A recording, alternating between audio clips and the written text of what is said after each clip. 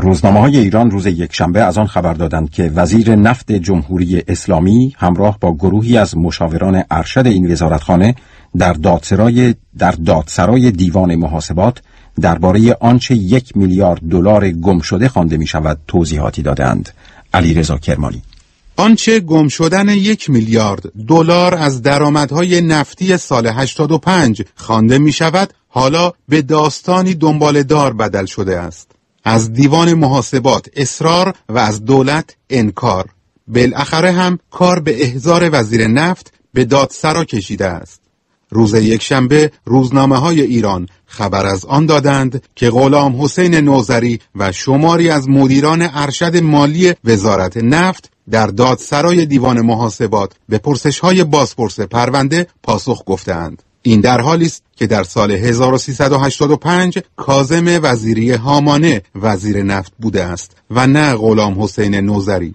سیاوش رسام، روزنامه‌نگار حوزه نفت و انرژی در تهران: از نظر دیوان محاسبات مسئول درآمدهای نفتی و ارسالش به خزانه وزیر نفته و اصولا همیشه این وزیر نفت و مورد پرسش قرار میدن. ضمن اینکه مسئول وزارت نفت آقای نوذریه. اگر پرونده مراحل پیچیده‌ای رو بخواد طی کنه، یعنی از این دادرسی‌های اولیه بخواد به دادرسی‌های ثانویه و پی در پی و مکرر و متعدد کشیده بشه، احتمال زیاد آقای هامانه هم بخوان ازش تحقیقاتی به عمل بیارن. ولی تو مراحل ابتدایی فکر کنم فقط همون آقای نوذری کفایت کنه.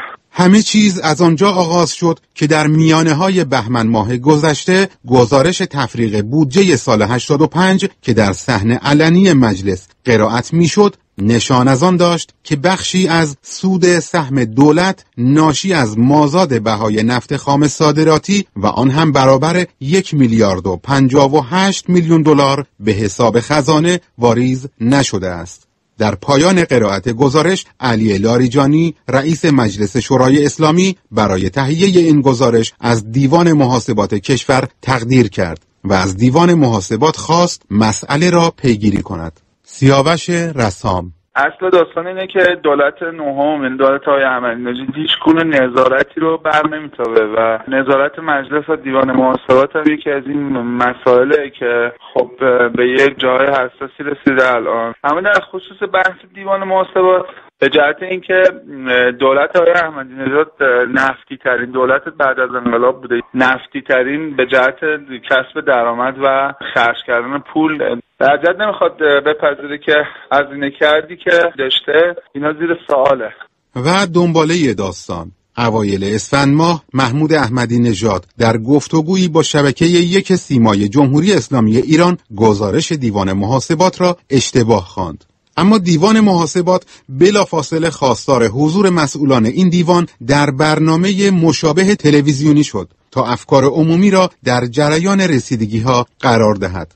اواخر اسفند ماه وزیر اقتصاد در نامه‌ای به دیوان محاسبات نوشت که تخلفی در درآمدهای نفتی انجام نگرفته است. اصرارها و انکارها از دو سو ادامه داشت تا در روزهای گذشته که وزیر نفت نامه‌ای سرگشاده به رئیس دیوان محاسبات نوشت و واریز نشدن مبلغ 1 میلیارد دلار را انکار کرد. در سوی دیگر رئیس دیوان محاسبات با ارسال پاسخی به رسانه‌ها تأکید کرد که این نهاد نظارتی با قوت موضوع را تا رسیدن به نتیجه پی خواهد گرفت. سیاوش رسام: نکته بعد اینه که قبل از دولت نهم هم 16 سال، یعنی 2 تا 8 سال هم دولت‌های مختلف اومدن و گزارش تفریغ بودجه تو اونها هم در میومده تو دولت‌های قبلی. مسئله مثل که جدی‌تر از این حرفاست، مثل که پول حساب خزانه ریخته نشده که دیوان محاسبات انقدر مستر. به گزارش خبرگزاری‌های داخلی ایران پس از احضار وزیر نفت و مدیران ارشد این وزارتخانه به دادسرای دیوان محاسبات، توضیحات وزیر و مدارکی که او به دادسرا ارائه کرده است در حال بازبینی است و هنوز قضات دیوان محاسبات درستی این مدارک را تایید نکردند. علیرضا کرمانی درباره چگونگی یافتن دلایل ناپدید شدن 1 میلیارد دلار درآمد نفتی گزارش میداد.